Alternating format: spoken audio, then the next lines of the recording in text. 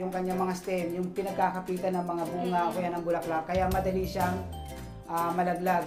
Ang nangyayari po kasi ma'am, kaunting hangin lang o kaya kaunting patak ng ulan, Oo. madaling Nalalagas yung mga malagas. bulaklak. Opo, kasi mahina yung kapit nung bulaklak. So paano ba natin siya patitibayin in organic way? Gagawa po tayo ng calpos o yung calcium phosphate. Kung minsan, hindi namumunga ng maayos ang ating mga tanim sa rooftop garden. Pero don't worry, dahil may solusyon dyan si Don Bustamante.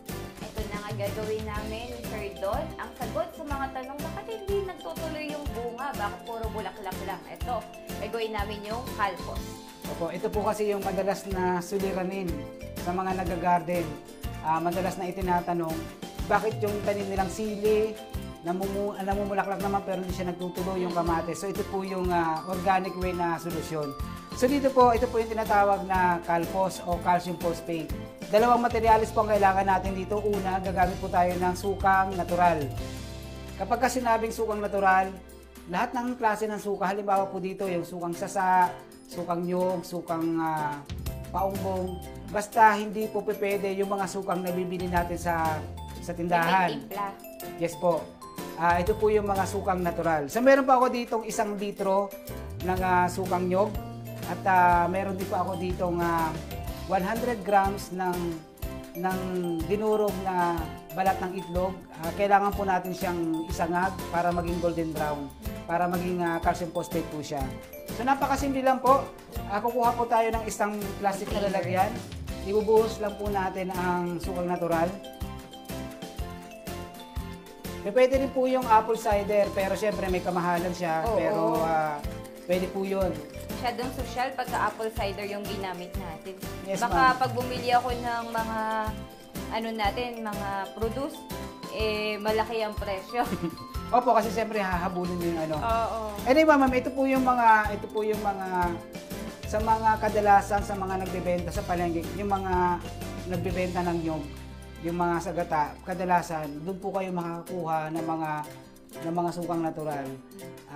Karaniwan po ito nakalagay lang sa PET bottle, wala po siyang label. Yun po yun.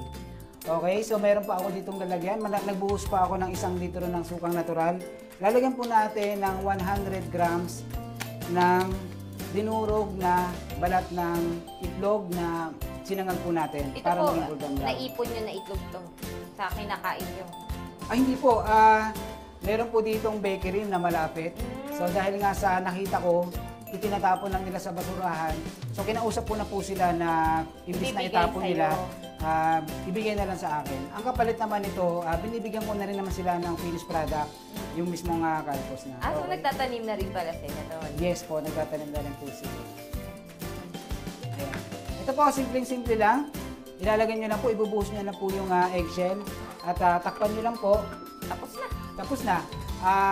Ito po ay ibuburo natin sa loob minimum 21 days o 3 weeks. Mas mababa. Ay, Mas mataas po. Mas matagal Pero siya. acid na to kasi suka na to, di ba? Yes po, pero kailangang makuha ng suka yung calcium content ng eggshell. Kailangan ma-extract niya.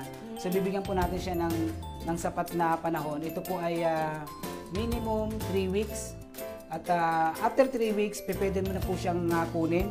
Ang gagawin lang po natin, isala po natin para hindi sumama yung mga eggshell. Tapos, yung pong makukuha nyo, yun na po yung calcium phosphate. Kailan po tayo pwedeng gumamit ng calcium phosphate?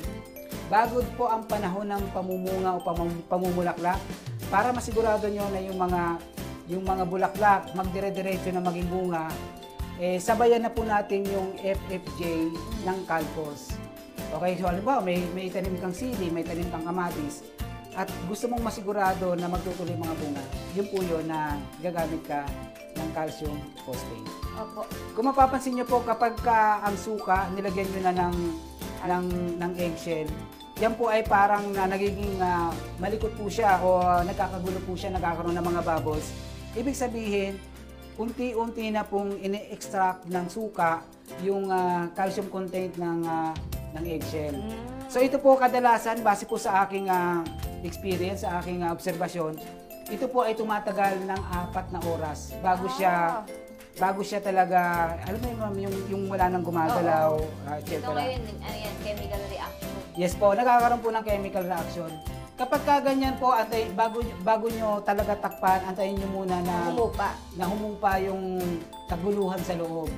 Usually, 4 to 5 hours, tahimik na po yan. Kapag tahimik na, pwede nyo na po siyang takpan. Ito po ay kagaya din ng mga ibang concoction. Ilagay nyo po sa isang lugar na hindi direkta nasisikatan ng araw, malinis at malayo sa kontaminasyon ng ibang chemicals. Tapos, ano po ang application na to pagka nilagay natin sa halaman, katulad din po ba ng ratio dun sa FPJ at FFJ? yes ma'am, 10 ml pa din sa isang litrong tubig. Pwede nyo na siyang pagsabay-sabayin. So, halimbawa, gusto nyo pagsabayin yung FPJ, FFJ at saka Calpos. So, sa isang litrong tubig, isang kutsara ng FPJ, isang kutsara ng FFJ. Pwede, i-mix mo po. na. Para isang application na lang.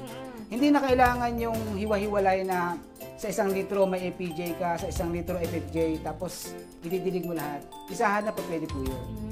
Okay? So, ito na po yung kompleto. Meron ka ng FPJ, meron ka ng pampaberde ng dahon, pampataba ng katawan ng isang halaman, pampabilis lumaki. Tapos meron ka na rin pampabulaklak at pampabunga. At para maiwasan yun, meron ka na rin Calpos. So, kompleto na po yung mga kailangan nyo para makapag-produce ka ng sarili mong pagkain sa bahay. Yes. At kayo po ay nagbebenta na rin ng mga to. Opo, kasi although ito po ay napakadaling gawin, pero may mga iba po na unang-una wala silang time na gumawa. Kasi halimbawa, nag-office sila. Meron din naman ng mga seniors na ayaw na nila yung mga ganyang klaseng gawain. Gusto nila, meron na agad, Direct naka-ready na. na, Gagamitin na lang nila sa garden. So ako po ay nagbebenta rin ng mga ganitong klaseng concoction. Pero siyempre, kahit na sabihin na natin nagbebenta ako, mas ini-encourage ko pa rin kayo na gumawa kayo. Kung hindi man kayo marunong, kung hindi niyo kaya, pwede kayong mag-utos doon sa may kakayahang gawin. Basta ang importante, alam niyo yung mga dapat gawin, pwede niyong ipasa at sila yung pagawain niyo. Kesa sa bili kayo ng bili. Dahil nga sa organic way tayo, mas maganda pa rin yung maminimal natin yung gastos. Ayun. Thank you po, sir. Maraming salamat sa pag-share sa amin ng kung paano gumawa ng FPJ, FFJ, at Calpos. Ayan, mas maganda na yung magiging garden ng ating mga kasama sa Agri. Ito po ang Agri Ako Dyan.